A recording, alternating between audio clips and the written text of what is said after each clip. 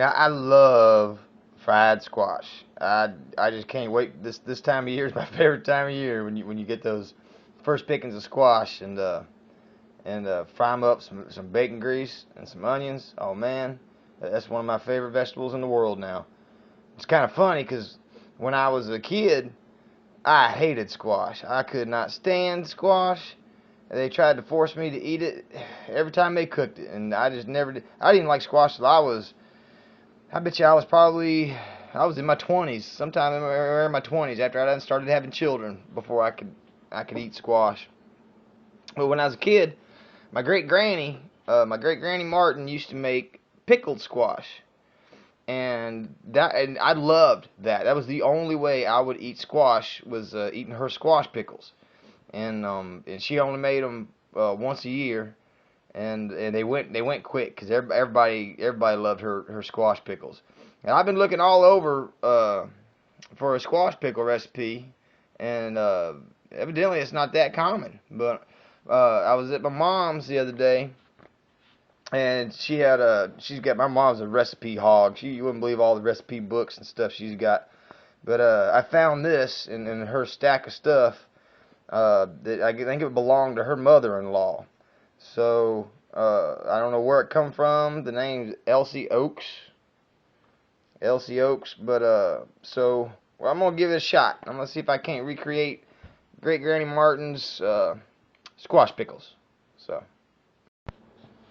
Alright, so it calls for 4 quarts of squash and 1 quart of onions sliced thin. So I reckon, I don't know, well, maybe about 4 quarts, maybe a little more. Quart of onions, about 2 big onions. Actually, I put them in the jar to make sure that was a quart, so I think that looks about right. And you gotta cover them, pour salt over squash and onions and mix. Cover with ice and let stand 3 hours. That doesn't make. I don't know why you gotta let it sit in ice for 3 hours, but that's what we'll do. All right, I think I'm gonna have to use a stock pot or something because I ain't got a bowl big enough to do that with. All right, so I got it in the stock pot, covered up with ice, and I guess we'll let it sit for 3 hours. And I guess in the meantime, I'm gonna make some pico de gallo for supper. We're having tacos tonight, so I might shoot a little video on that. I'm sorry, I wish I could get everything, and I wish I could show you what I'm doing, but I can't. I don't have a video camera, so I film all my videos with my cell phone, and so I don't have a way to hook it up to a tripod or anything like that. I might figure out some kind of tripod rig or something for it, but anyway, so we'll let that sit for 3 hours, and in the meantime, I guess we'll make some pico de gallo. Alright, so I got my vinegar. It's been sitting in an ice bath for 3 hours, and I drained it, rinsed it, and in my pot here, I've got 3 cups of vinegar, 3 cups of sugar, half a teaspoon of turmeric, half a teaspoon of celery seed, and a half a teaspoon of mustard seed. And we're supposed to bring this to a boil, and then put our squash in, and bring it back up to a boil, and then ladle into the jars and seal. Alright.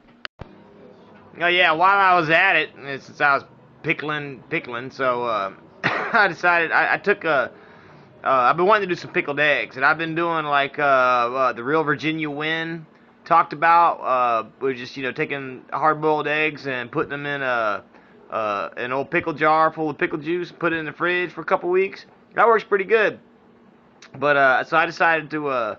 I read 2 or 3 other pickle recipes for pickled eggs, and I kind of took bits and pieces from them and put my own 2 cents in, and I made some hot pickled eggs. So we'll see how they turn out. I'm gonna wait a couple weeks and we'll see how they turn out. And if they do good, then and if I like them, I'll do the recipe and I'll show you how I made them. Alright, came up to a boil, put the squash in, we're going to bring it back up to a boil. Sorry about the lighting, I don't have good light over here, but bring it up to a boil and then we're going to put it in some jars. Alright, so it looks like I ended up with 5 pints. I don't know how I got 5 pints out of 5 quarts. I don't know. Maybe I didn't have quite enough squash, but I tell you what, I took a nibble of it when it came out of the pot, and it tastes good. I think it might be just like Great Granny's pickles. So we'll find out. I'm gonna go ahead and put the lids on them. I'm gonna put them in the water bath. I'm gonna do it for 10 minutes, and hopefully we'll have some squash pickles. Well, one thing I forgot to mention is this recipe just says ladle into jars and seal. Now, you know, I don't know. It seems to me like I've got to, you know, in order to can it, I've got to water bath it, right? So I don't know. You tell me. I mean, this is hot. I mean, I packed them into these jars hot, so I don't know if that's good enough. But I'm gonna water bath them for 10 minutes anyway, because I think that's what I'm supposed to do. But you know, I don't know what this recipe means by just seal. So that's what I'm gonna do. Alright, then got dark on me. I wish I had known that thing, the squash pickle recipe said dang sit for 3 hours. I would have got started on this a lot earlier, but there we go, 10 minutes in the water bath. We're going to take them out. And I tasted them. I don't know if I said that already, but I tasted the little bit that was in the pot. And they taste kind of similar to Granny's pickles. So we'll see. I'll come back later on with a taste test. Maybe.